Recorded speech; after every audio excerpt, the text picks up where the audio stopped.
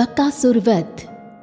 महर्षि व्यास के आदेश के अनुसार कुंती सहित पांडव एक चक्रा नगरी में गुप्त रूप से रहने लगे। नगर में भिक्षा मांगकर वे निर्वाह करते थे। एक दिन भीम कुंती के साथ घर में ठहरा था, तब ब्राह्मण के घर से रोने की आवाज आने लगी। कमरे के दरवाजे की आड़ में रुककर उनकी बातें सुनकर कुंती आगे बढ़ी और उसने क्या हुआ यह पूछा। ब्राह्मण ने बताया, इन दिनों इस नगर पर बकासुर नामक दुष्ट तथा नरभक्षक राक्षस की सत्ता है।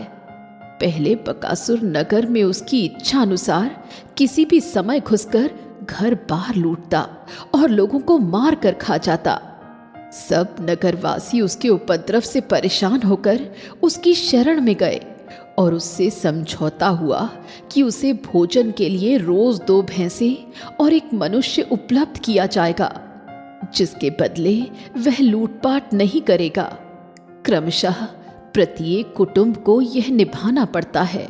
समझौते के अनुसार बकासुर को कल अन्न पहुंचाने का क्रम हमारे कुटुंब का है।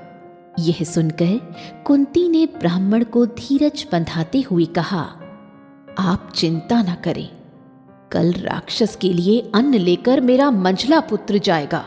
आप शेष व्यवस्था करिए। मेरा यह मंझला पुत्र मल्ल विद्या में निपुण है।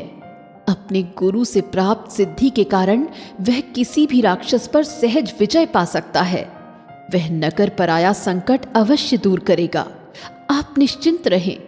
अगले दिन भीम अपनी माता और ब्राह्मणों का आशीर्वाद लेकर बहुत बड़ी गाड़ी में अन्न व जल भरकर जंगल की ओर निकल पड़ा।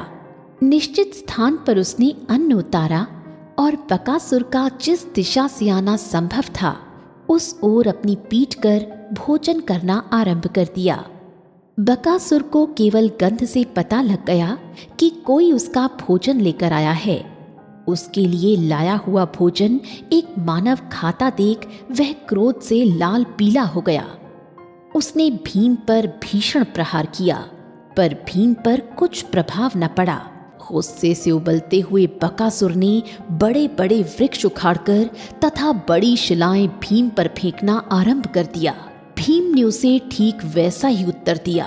बकासुर के प्रखर प्रहारों की भीम ने परवाह न की। अंत में भीम ने बकासुर को ऊपर उठाकर भूमि पर दे पटका, फिर जोर से घूंसे मारकर उसकी पसलियां तोड़ डाली, उसके हाथ पैर की हड्डियां कुचल डाली और उसकी ग्रीवा मरोड़कर उसे मार डाला।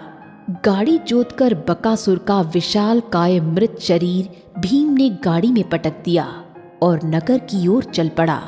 एक चक्रा नगरी के प्रवेश द्वार के बाहर उसने बैलगाड़ी खड़ी कर दी और 4 दीवारें लांघकर शांति से घर आया।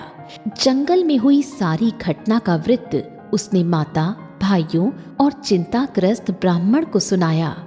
किसी का ध्यान अपनी ओर न जाए, इसलिए पांडवों ने एक चक्रा नगरी छोड़ने का निर्णय किया।